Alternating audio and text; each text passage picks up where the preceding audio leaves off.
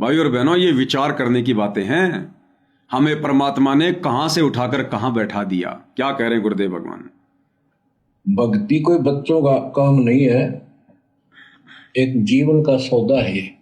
सबसे बड़ा सौदा ये है, परमात्मा की कृपा से आपको इस सौदे के करने का सही तरीका मिला, वो मिल गया, संपूर्ण अध्यात्म ज्ञान मिला। कभी विचार करते हो आप बैठ के कि बात बातों में ये क्या हो गया? प्रारंभ में इतनी रुचि नहीं होती जितनी अब आपकी बनती जा रही है, क्योंकि बच्चे प्रथम कक्षा में जब पढ़ते हैं तब उनका भाव कुछ और ही होता है। धीरे धीरे वो उच्च क्लासेस में पहुंच जाते हैं तो उनकी लगन विशेष हो जाती है। अब आपकी लगन विशेष होती जा रही है, आपका दिमाग, आपकी बुद्धि विकसित हो गई है। इसलिए आप कोशिश करते हो कि ज्यादा से ज्यादा समय भगवान की सेवा में, सुमरण में और सत्संग सुनने में। क्या कह रहे हैं गुरुदेव भगवान की बच्चों, क्या आपने कभी सोचा कि बातों बातों में क्या हो गया और अब आपकी रुचि भगवान की सेवा में, सत्संग सुनने में, भक्ति करने में विशेष तौर पर बनती जा रही है? और कह रहे हैं कि आपने सोचा ये बातों बातों में क्या हो गया। बातों बातों में गुरुदेव भगवान ने हमें सतलोक आश्रमों से बाहर निकालकर साध संगति में जोड़ दिया। बातों बातों में गुरुदेव भगवान ने साध संगति के माध्यम से वीडियो बनवा बनवा कर आप और हमें आध्यात्मिक ज्ञान से किस कदर परिचित करवा दिया। आज ब्रह्मा विष्णु महेश भी आप और हमारे सामने आध्यात्मिक ज्ञान चर्चा में टिक नहीं सकते, मुंह की खाकर जानी पड़ेगी।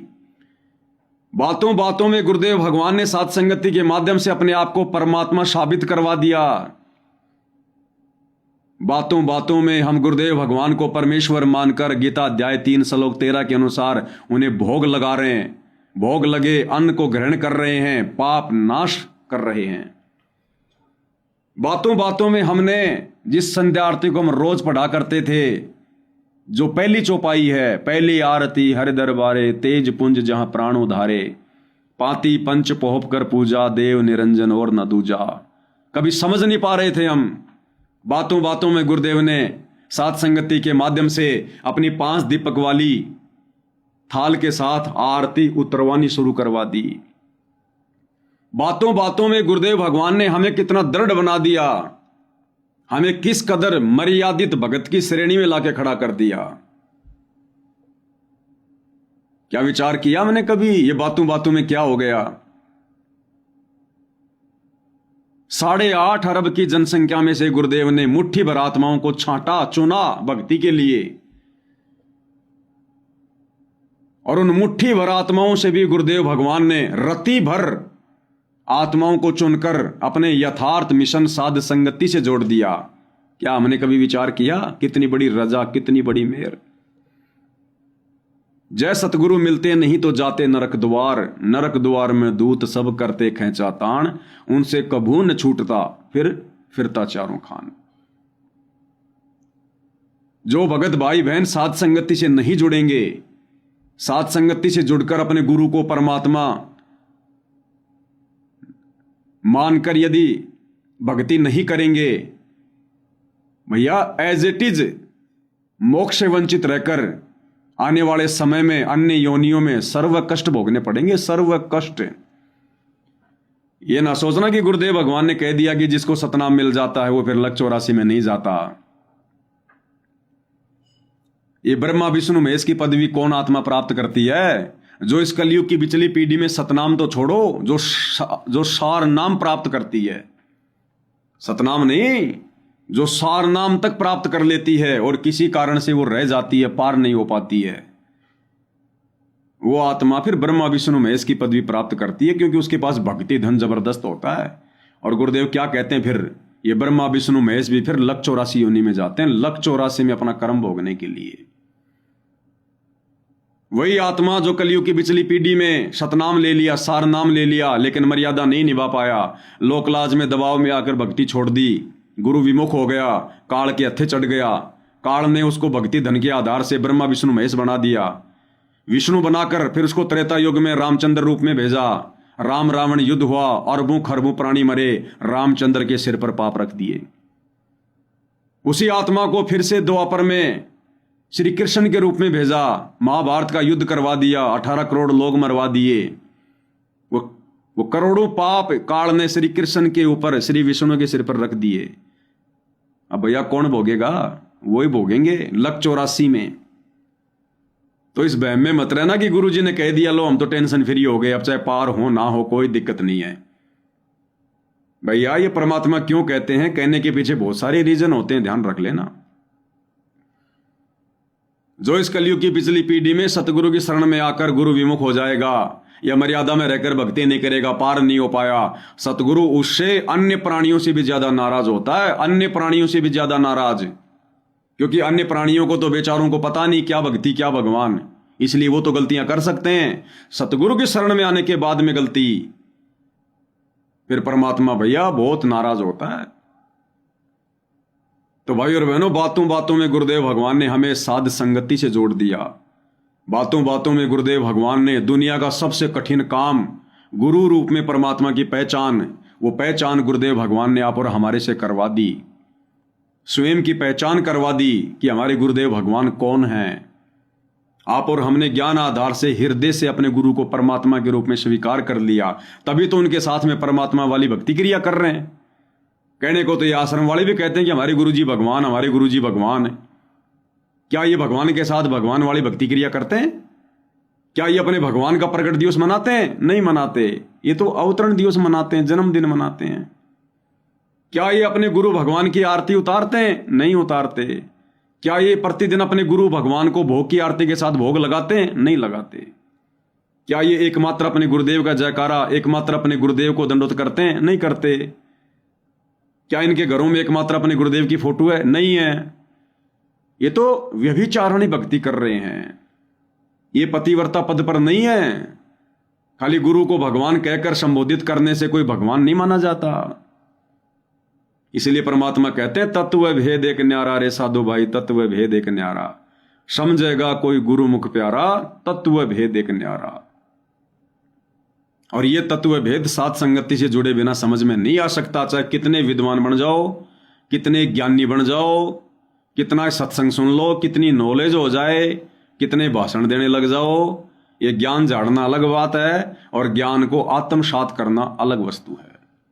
तो आप और हम सत्सेवक भाई बहन इस ज्ञान को आत्मसात कर रहे हैं, गुरुदेव के वचनों को अपने भक्ति रूपी जीवन में लागू कर रहे हैं, अमल में ला रहे हैं, धारण कर रहे हैं, गुरुदेव भगवान के जैसा बनने का प्रयास कर रहे हैं भक्ति मार्ग पर। मोक्ष प्राप्ति हमारा टारगेट बन गया है, लक्ष्य बन गया है। इसलिए भाई और बहनों, गुरुदेव भगवान कहते हैं कि बच्चों बातों बातों में क्या हो गया, कभी आपने सोचा है? तुम लोग सतलोक के निकट पहुंच चुके हो, मोक्ष के निकट, बातों बातों में। और ऐसे ही एक दिन बातों ही बातों में परमेश्वर हमें सतलोक में बैठा देंगे, पता भी नहीं चलेगा। तो कितनी बड़ी रजा है गुरुदेव भगवान की। और इस रजा का भाई और बहनों आप और हमने इसी प्रकार से भरपूर फायदा उठाना है। अब आगे क्या कह रहे हैं गुरुदेव भगवान, ध्यान से सुनना भाई और बहनों, ये विशेष संदेश है, विशेष संदेश। क्या कह रहे हैं गुरुदेव भगवान? ये थोड़ी कि गुरुदेव भगवान जेल में जाकर बैठ गए तो बाहर उनका मिशन नहीं चलेगा। परमात्मा की आत्मा ऐसे ही भक्ति की खुराक के बिना भूखी मरती रहेंगी। जिनको भक्ति की खुराक नहीं मिल रही या मिल गई, और जिनको भक्ति की खुराक ढंग से लेनी नहीं आ रही, जिनको विधि का नहीं पता, वो देखो कैसे डले ढो रहे हैं, बेगार में लगे हुए हैं, राजनीतियों में धक्के खा रहे हैं, आश्रमों में धक्के खा रहे हैं। जिनको भक्ति खुराक मिलने के बाद भी उस खुराक को खाने की विधि का नहीं पता, क्योंकि इस विधि का पता चलता है साध संगति से जुड़कर। तो क्या कह रहे हैं गुरुदेव भगवान?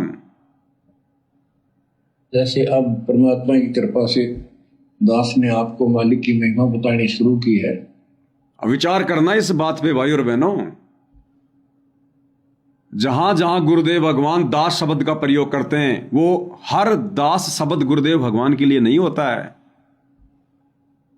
अपने आप को गुरुदेव भगवान बार बार दास शब्द कह के संबोधित करते हैं, लेकिन हर शब्द गुरुदेव भगवान के लिए नहीं होता। क्या कह रहे हैं, ध्यान से सुनो। जैसे अब परमात्मा की कृपा से दास ने आपको मालिक की महिमा बतानी शुरू की है। क्या कह रहे हैं गुरुदेव? जैसे अब परमात्मा की दया से दास ने आपको भगवान की महिमा बतानी शुरू की है। तो ये गुरुदेव अपने लिए नहीं कह रहे कि ये दास रामपाल ने अब तुमको परमात्मा की महिमा बतानी शुरू की है, अपने लिए नहीं कह रहे। अरे ये परमात्मा तो दास बनकर 1994 से भगवान की महिमाएं तो कर रहा है, महिमाएं तो बता रहा है। सत्संग क्या है? परमात्मा की महिमा, परमात्मा का गुणगान, परमात्मा की जानकारी, ये महिमाएं तो होती है। तो ये महिमा तो सतगुरु रामपाल जी अपने आप को दास की भूमिका में लेकर 1994 से कर रहे हैं। फिर ये बात आज हिसार जेल में बैठकर क्यों कह रहे हैं कि जैसे अब दास ने आपको परमात्मा की महिमा बतानी शुरू की है, तो क्या हिसार जेल में बैठकर ही गुरुजी ने भगवान की महिमा बतानी शुरू की है क्या? जब जेल से बाहर थे उस समय नहीं बताया करते थे क्या? शब्द को ध्यान से सुनो भाई और बहनों, ये विशेष संदेश है। जैसे अब परमात्मा की कृपा से दास ने आपको मालिक की महिमा बतानी शुरू की है। तो ये जो संकेत है भाई और बहनों, ये हम साथ संगति से जुड़े भाई बहनों के लिए है, क्योंकि असल में गुरु को परमात्मा के रूप में जानकर पहचान कर अब उनकी महिमा करनी किसने शुरू की है? आज से पहले तो हम सब केवल दाढ़ी मूंछ वाली कबीर की फोटो को भगवान मानकर, परमात्मा मानकर महिमा कर रहे थे। हमारे गुरुजी की तरफ तो किसी का ध्यान भी नहीं था कि ये भगवान है, ये परमात्मा है। तो गुरुदेव भगवान हिसार जेल में बैठकर ये शब्द बाहर साध संगति से जुड़े भाई बहनों के लिए कह रहे हैं, जो भाई बहन अब अपने गुरु को परमात्मा मानकर दिन रात उनकी महिमा कर रहे हैं कि भैया वो दाढ़ी मूंछ वाली कबीर की कागज वाली फोटो भगवान नहीं है, उस फोटो की महिमा करने से कुछ नहीं मिलेगा। अपने गुरु को पहचानो, इस जिंदा सतगुरु रामपाल जी की महिमा करने से लाभ होगा, पुण्य बनेंगे। अन्यथा गुरुदेव ये थोड़ी कहेंगे कि जैसे अब दास ने आपको परमात्मा की महिमा बतानी शुरू की है, तो गुरुदेव ने कोई जेल में बैठकर ही थोड़ी भगवान की महिमा बतानी शुरू की है। ये महिमा तो गुरुदेव तो 1994 से कर रहे हैं। तो ये आप और हम दास और दासियों के लिए गुरुदेव भगवान संकेत कर रहे हैं, जो साध संगति से जुड़े हैं। क्योंकि सतगुरु रामपाल जी की लाखों की संगत में से सतगुरु रामपाल जी को भगवान के रूप में जानकर, पहचान कर, उनके दास बनकर आज उनकी महिमा कौन कर रहा है बाहर? केवल साथ संगति से जुड़े भाई बहन।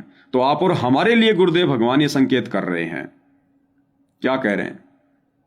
जैसे अब परमात्मा की कृपा से दास ने आपको मालिक की महिमा बतानी शुरू की है, इसमें भी आप तो बहुत अच्छी रुचि ले रहे हो। तो इससे सिद्ध हो गया कि आपको ये समझ आ चुकी है कि किया जाता है ये काम है। क्या कह रहे हैं गुरुदेव? कि जैसे दास ने अब आपको परमात्मा की महिमा बतानी शुरू की है और इसमें भी आप बहुत अच्छी रुचि ले रहे हो, इसमें भी आप बहुत अच्छी रुचि ले रहे हो। तो साध संगति के माध्यम से सतगुरु रामपाल जी की जो महिमा हो रही है, इसमें कौन रुचि ले रहा है भाई? साध संगति से जुड़े भाई बहन। गुरुदेव क्या कह रहे हैं? इसमें भी आप बहुत अच्छी रुचि ले रहे हो। तो भैया जब गुरु जेल से बाहर था उस समय जो महिमा हो रही थी, वो महिमा कोई अलग थी क्या? जो गुरुदेव ये कह रहे हैं कि अब मैं हिसार जेल में बैठकर जो महिमा कर रहा हूं, इसमें भी आप बहुत अच्छी महिमा ले रहे हो। क्या भगवान दो है क्या? क्या गुरुदेव पहले किसी और भगवान की महिमा करते थे, जेल में बैठकर किसी और भगवान की कर रहे हैं क्या? जो ये कहना पड़ रहा है कि इसमें भी आप बहुत अच्छी रुचि ले रहे हो। तो कहने का मतलब है, पहले तो गुरुदेव भगवान ने हम नादानों की नादानी को देखकर, अपने आप को छुपाकर, अपने आप को दास बताकर और अपनी ही महिमा उस कबीर की कागज वाली फोटो को सामने रखकर की, आप और हमसे अपनी पहचान करवाने के लिए। तो सतगुरु रामपाल जी तो 1994 से महिमा कर रहे हैं, खुद की महिमा कर रहे हैं, चाहे भगवान की कह दो चाहे खुद की कह दो। लेकिन ये जो शब्द कह रहे हैं जेल में बैठकर वर्तमान में कि अब दास जो परमात्मा की महिमा बता रहा है, इसमें भी आप बहुत अच्छी रुचि ले रहे हो कि भाई अगर किया जाए तो ये काम है। तो अब समझ में आई हम सत्सेवक भाई बहनों को कि अगर किया जाए तो ये काम है। असली भक्ति तो ये है, अपने गुरु की सेवा, अपने गुरु की पूजा, अपने गुरु की भक्ति, पतिव्रता पद पे रह के अगर किया जाए तो ये काम है। तो अब सत्सेवक भाई बहन इसमें विशेष रुचि ले रहे हैं। तो गुरुदेव भगवान ये क्या संकेत कर रहे हैं, ध्यान से सुनो पूरा। जैसे अब परमात्मा की कृपा से दास ने आपको मालिक की महिमा बतानी शुरू की है, इसमें भी आप तो बहुत अच्छी रुचि ले रहे हो, तो इससे सिद्ध हो गया कि आपको ये समझ आ चुकी है कि किया जाता है ये काम है। अगर किया जाए तो ये काम है क्या? सतगुरु को परमात्मा मानकर सतगुरु की महिमा, सतगुरु की पूजा, सतगुरु की भक्ति, सतगुरु की आरती, सतगुरु को भोग, सतगुरु का चरणामृत, अगर किया जाए तो ये काम है। अरे भक्ति मार्ग में मूल पूजा किसकी होती है? सतगुरु की, गुरु की होती है मूल पूजा। तो किया जाए तो ये काम है। तो किसको समझ में आया ये काम? सात संगति से जुड़े भाई बहनों को। और आगे गुरुदेव भगवान क्या कह रहे हैं स्वयं के विषय में, स्वयं की पहचान करवाते हुए। देखो संकेत ही मिलेंगे भाई और बहनों, और ये संकेत वही समझेंगे जिन पर गुरु की विशेष विशेष वीआईपी रजा होगी। जिन्होंने गुरु को परमात्मा मान लिया कि मैंने जान लिया, पहचान लिया, सतगुरु को भगवान मान लिया, जिसने अपने गुरु को कबीर भगवान मान लिया और नकली कबीर की फोटो घर से बाहर निकाल दी, उन आत्माओं को गुरुदेव भगवान के प्रत्येक संकेत समझ में आएंगे, प्रत्येक संकेत। तो गुरुदेव भगवान कैसे अपने ऊपर संकेत कर रहे हैं स्वयं के परमात्मा होने के विषय में? बाकी तो मजबूरी है, वो तो ना करेंगे तो तुरंत दिखाई दे नुकसान बना होगा, और इसको नहीं करेंगे अभी अध्यात्म ज्ञान से पता चलता है कि ये ना करा था कति सत्यानाश हो जाएगा, कितने योग्य नहीं रहेंगे। तो ये ज्ञान से ही सारी बातें होती हैं, और ज्ञान सतगुरु बिना नहीं मिलता, और ज्ञान सतगुरु बिना नहीं मिलता। यानी सात संगति से जुड़कर भाई बहनों को ये बातें समझ में आ गई कि अगर किया जाए तो ये काम है। गुरुदेव भगवान की भक्ति है, उनको परमात्मा मान के पतिव्रता पद पे रह के, और तो बाकी टाइम पास है, रोजी रोटी का धंधा है। और ये ज्ञान सतगुरु के बिना नहीं हो सकता, सतगुरु के बिना। क्लियर कर दिया गुरुदेव ने कि ये ज्ञान सतगुरु के बिना नहीं हो सकता। और सतगुरु की भूमिका कौन करता है भाई और बहनों? खुद कबीर परमात्मा। ये ज्ञान, जो ज्ञान गुरुदेव भगवान ने दिया, जो गुरुदेव भगवान दे रहे हैं, ये ज्ञान सतगुरु के बिना नहीं कोई दे सकता, हो ही नहीं सकता किसी को सतगुरु के बिना। और सतगुरु कौन होता है? खुद कबीर भगवान। तो फिर वर्तमान में सतगुरु कौन है जिन्होंने ये ज्ञान दिया, जो ज्ञान दे रहे हैं? सतगुरु रामपाल जी। तो सतगुरु कौन हुआ? खुद कबीर परमात्मा। हमारे गुरुदेव कौन हुए जो सतगुरु की भूमिका में है? खुद कबीर परमात्मा। सतगुरु पूर्ण ब्रह्म है, सतगुरु आप अलेख, सतगुरु रमता राम है, याम में मीन न मेख। कल इस वाणी का परमात्मा ने विस्तार से खुलासा करवा दिया था। सतगुरु पूर्ण ब्रह्म है, सतगुरु के अलावा और कोई ब्रह्म नहीं है, कोई कबीर नहीं है, कोई परमात्मा नहीं है। सतगुरु आप अलेख। दुनिया ने जिसको निराकार कह के छोड़ दिया, शास्त्र विरुद्ध साधना करने के चलते, कहते हो निराकार परमात्मा, जिसको तुमने निराकार निराकार कह के छोड़ दिया, जो सतलोक में साकार रूप में बैठा है। अलेख, जिसको तुम शास्त्र विरुद्ध साधना करके देख नहीं सकते, कहते वो सतगुरु ही है। सतगुरु पूर्ण ब्रह्म है, सतगुरु आप अलेख। और सतगुरु रमता राम है, या में मीन न मेख। सतगुरु ही धरती पर विचरण करता हुआ अपनी आत्माओं को ज्ञान देता है संत रूप में। तो ये भूमिका वर्तमान में कौन कर रहे हैं? सतगुरु रामपाल जी कर रहे हैं। भक्ति की शुरुआत में हरियाणा के गांव गांव में, कभी राजस्थान के सोजत में, कभी पाली में, कभी उदयपुर में, कभी जोधपुर में, कभी जयपुर में। सन 2004 में परमात्मा जयपुर में आए थे। एक राजा पार्क नाम की जगह है, वहां पर एक दशहरा मैदान है, वहां पर परमात्मा ने जी सन 2004 में जयपुर में जो है अपने चरण कमल रखे थे। सत्संग किया था परमात्मा ने 2004 में। दास उस समय जयपुर ही था, क्योंकि दास 2003 में जयपुर आ गया था गांव से। यहां पर दास ने कॉलेज में एडमिशन ले लिया था 2003 में, और 2004 में गुरुदेव भगवान जयपुर में आए थे सत्संग करने। लेकिन हमारे फूटे भाग, निर्भाग हम, उस समय क्या आप जाने बताओ मालिक। ये तो परमात्मा चाहे तो भेंट करवाएगा, बाकी चाहे इनके पास में बस में एक ही सीट पे बैठे रहो, नहीं पहचान पाएगा जीव। देख लो ना, सतगुरु जिस परिवार में आने की भूमिका की है, जिस परिवार में सतगुरु एक बाप की भूमिका कर रहा है, एक पति की भूमिका कर रहा है, एक दादा की भूमिका कर रहा है, क्या वो लोग पहचान गए सतगुरु को? आसपास भी नहीं है सतगुरु के, सतगुरु की परिभाषा की भी आसपास नहीं है। अगर इनको सतगुरु की परिभाषा का भी पता होता, सतगुरु के काल प्रेरित बेटा बेटी भाई बंधु रिश्तेदारों को, ना सतगुरु जननी जने जाके माना बाप, पिंड ब्रह्मण से रहित है ना वा तीनों ताप। तो सतगुरु का परिवार तो सतगुरु शब्द की परिभाषा से भी परिचित नहीं है, सतगुरु तो बहुत दूर की बात है। तो सतगुरु रमता राम है, धरती पर विचरण करता हुआ अपने तत्व ज्ञान का प्रचार करता है। या में मीन ना मेख, गुरुदेव कहते हैं इसमें कोई संशय मत समझ लेना, खुद परमात्मा ही सतगुरु की भूमिका करता है।